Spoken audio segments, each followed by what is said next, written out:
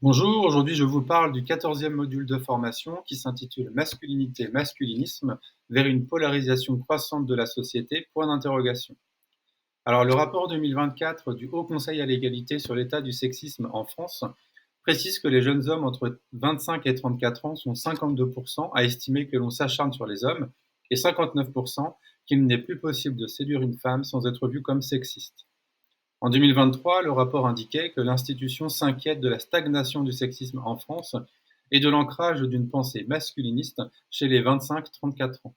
L'année 2025 vient renforcer ces dynamiques. En effet, 94% de femmes de 15 à 24 ans estiment qu'il est plus difficile d'être une femme aujourd'hui, quand seulement 67% des hommes de 15 à 24 ans le pensent.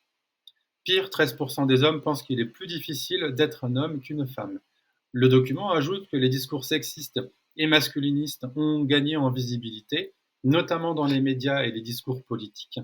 Si les enjeux d'inégalité sont de plus en plus traités dans les médias, les femmes restent invisibilisées et les propos sexistes trop coutumiers, trop peu contrôlés et trop peu contredits. Alors qu'appelle-t-on la crise de la masculinité aujourd'hui? Est-ce la fin des droits des hommes? Le féminisme est-il une menace à la civilisation? Le masculinisme est-il une branche de l'antiféminisme? Que signifie le terme masculinité? Quelle différence avec la virilité?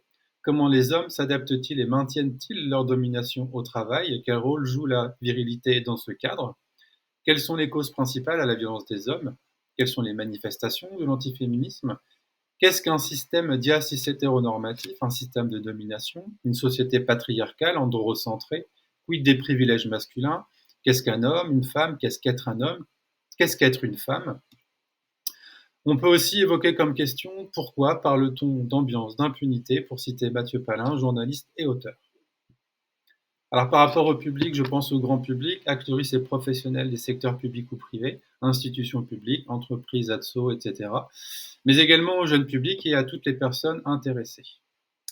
Alors, par rapport aux objectifs, définir et comprendre la typologie des masculinités et des masculinismes, identifier les manifestations, les causes et les conséquences des masculinismes et de la culture de la violence, conscientiser les socialisations genrées et leur impact social sociétal, comprendre les questions de normativité au sein d'un système de genre qui renforce les inégalités, les hiérarchies et les violences, comprendre la fabrique sexiste de l'antiféminisme, des virilités et des masculinités, interroger les privilèges dits masculins, identifier le cadre réglementaire relatif aux manifestations sexistes et masculinistes, notamment au travail, mettre en place des actions de sensibilisation et de prévention des violences de genre au sein de sa structure, savoir réagir et accompagner une victime ou un témoin de violences de genre, favoriser un environnement inclusif, respectueux de la dignité humaine.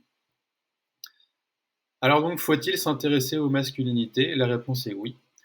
Pour comprendre au mieux cette dynamique de socialisation protéiforme, de système androcentré, il est primordial de s'intéresser aux masculinités, entre parenthèses toxiques, c'est-à-dire qui valorisent les violences, ou non toxiques, à la fabrique médiatique de la virilité, via un prisme non réducteur, à la diffusion de stéréotypes masculins dans les médias, puis à leur réception par les adultes et les jeunes, dans les milieux personnels et également dans le milieu professionnel. D'où l'importance des formations. N'hésitez pas à me contacter au sujet de ce contenu. Je serai ravi de pouvoir animer une formation, un atelier, une conférence. Et vous retrouverez toutes les informations sur le site. À bientôt.